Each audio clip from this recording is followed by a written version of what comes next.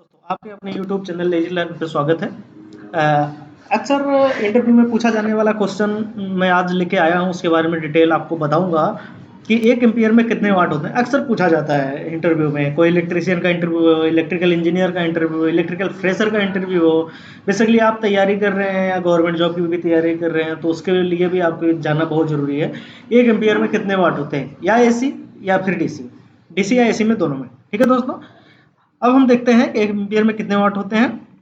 वाट का फॉर्मूला, watt in the sense power की यूनिट है, पावर की यूनिट वाट है, जो बेसिकली फार्मूला ये होता है, आप देख ही रहे हैं स्क्रीन पे। वाट ये हो गया, ठीक है। वाट का फार्मूला बेसिकली हमारा उसके वोल्टेज और करंट पे डिपेंड करता है। ये देख रहे हैं आप, ये वोल्टेज और करंट पे, V एंड A। V मतलब वोल्टेज, A मतलब करंट। इनके ये सिंगल फेज का है दोस्तों, ऐसा नहीं है कि आप 3 फेज में भी यही अप्लाई कर दो। 3 फेज का अलग होता है, चाहे AC हो चाहे DC हो, ठीक है। बेसिकली हम AC और DC सिंगल फेज और AC का 3 फेज निकालेंगे। ये 3 पे ये हमारे एक तरह से देखोगे ना, ये हमारे उसका फार्मूला है, क्या नाम है, DC का। DC का मतलब उसमें पावर फैक्टर नहीं होता, इसलिए हम VA से VA ही लगाते हैं, ठीक है। अब देखते हैं दोस्तों, जैसे कि current when current in DC, अगर हम DC में मतलब अगर 1 एम्पियर दे दिया गया, बोला गया, अगर इंटरव्यूअर आपसे पूछता है कि मैं आपको 1 एम्पियर करंट देता हूँ, आप अब बताओ इसमें कितना एम्पियर कितना वाट होगा, तो आप सीधा पूछो सर AC और DC, सीधा पूछो AC या DC में। अगर तब वो खुद बताए, वो समझ जाएगा, लड़के के पास नॉलेज है तो समझ लेना आप, तो वो बोल देगा कि चाहे जिसमें बता दो आप। तो आप तुरंत कैलकुलेट करना डीसी का फार्मूला ये रहा दोस्तों, P बराबर VI, ठीक है। जहां पे हेयर वोल्टेज V बराबर DC वोल्टेज है, I बराबर करंट है, ठीक है दोस्तों। और यहाँ पे V 230 ले लेंगे, और करंट I 1 एम्पियर जो उसने दिया है, किसने दिया है, किसी ने भी दिया है, हमारा इंटरव्यूअर दिया है या कोई भी दिया है, ठीक है दोस्तों। और पावर फैक्टर डीसी में एक होता है, जैसा हमने कई वीडियो में भी आपको शेयर किया है। डीसी हमारी केवल एक सीधी लाइन में चलती है, जिसकी वजह से उसमें वोल्टेज और करंट में कोई डिफरेंस एंगल नहीं होता है, जिसकी वजह से वहाँ पे पावर फैक्टर कॉस थीटा, ठीक है दोस्तों, कॉस थीटा 0 हो जाता है।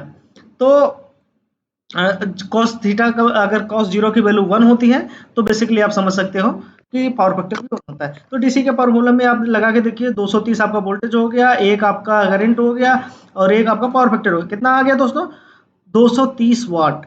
अगर अगर उसने बोल दिया कि 100 वोल्ट दे रहा हूँ, तो उसमें निकाल के बताओ, 100 वोल्ट पे देगा तो 100 वाट आ जाएगा दोस्तों, ठीक है। अगर अगर यहाँ पे पावर फैक्टर का फार्मूला नहीं लगाना दोस्तों, सीधा ये लगा दो 230 इंटू आई, क्योंकि डीसी में पावर फैक्टर का कोई मतलब नहीं है, उसका पावर फैक्टर हमेशा हाई होता है, जिसका हाई का वैल्यू पावर फैक्टर का 1 ही होता है, ठीक है दोस्तों। अब आते हैं एसी में, व्हेन पावर इन एसी में देखते हैं, सिंगल फेज में दोस्तों देखते हैं पावर वी आई मतलब ये डीसी का ही फार्मूला होता है। अगर पावर फैक्टर 1 है तो ये लगा सकते हैं, नहीं तो एसी में हमेशा फार्मूला ये लगाना है आपको दोस्तों, वी आई पावर फैक्टर, मतलब यहाँ पे पावर फैक्टर को cos फाइव भी लिखा जाता है दोस्तों, ठीक है। पावर फैक्टर को cos फाइव अगर कहीं लिखा है ना, तो कभी मतलब कभी कंफ्यूज मत होना, ऐसे लिखा होगा cos फाइव, ठीक है दोस्तों। तो यहाँ पे हम एसी की बात करते हैं। बेसिकली हम अपने एसी में अगर कोई पावर फैक्टर नहीं दिया था, 0.8 या 0.9 लेके चलते। लेकिन अगर इंटरव्यूअर ने पूछा है एसी में दो, तो उसको आपको इंडिकेट करना पड़ेगा, सर हमने पावर फैक्टर यहाँ पे 0.8 लिया है, 0.9 लिया है, ठीक है। तब हमारी पावर की वैल्यू ये आई है। तो देख लीजिए दोस्तों, वी भी वोल्टेज भी यहाँ पे हमने ये लिया है 230, और करंट जो उसने दिया ही है 1, और 0.8 हमने पावर फैक्टर लिया है, ये हमें आपको बताना है, ठीक है दोस्तों। वहाँ यहाँ पे कैलकुलेट करने पे हमारा पावर 184 है। इसी प्रकार 3 पेज में हम देखते हैं दोस्तों, 3 पेज में √3 वी आई होता है पावर का फार्मूला दोस्तों, और हमने यहाँ पे सीधा सीधा √3 की वैल्यू लिख दी है, ठीक है। ये हमारा किसका फार्मूला है दोस्तों, 3 फेज का, 3 फेज पावर का, 3 फेज पावर का फार्मूला √3 वाई वी आई का √3 की वैल्यू हमने यहाँ पे मेंशन कर दी है। वी आई जो वोल्टेज जो है, उसके बाद यहाँ पे पावर फैक्टर cos फाई हो जाएगा दोस्तों। यहाँ पे पावर फैक्टर जो हमने इसलिए नहीं लिया, जैसे कि मैं आपको इंडिकेट करके बताता चलूँ, ठीक है। यहाँ पे √3 VI cos फाई हो जाएगा। यहाँ पे 3 पेज में वोल्टेज 415 हो जाएगा। आई करंट हमें दिया ही गया 1 एम्पियर। पावर फैक्टर हमने बोला था आपको, एज्यूम कर लेना 0.8 और इसको इंडिकेट कर देना कोई पूछे तो, ठीक है।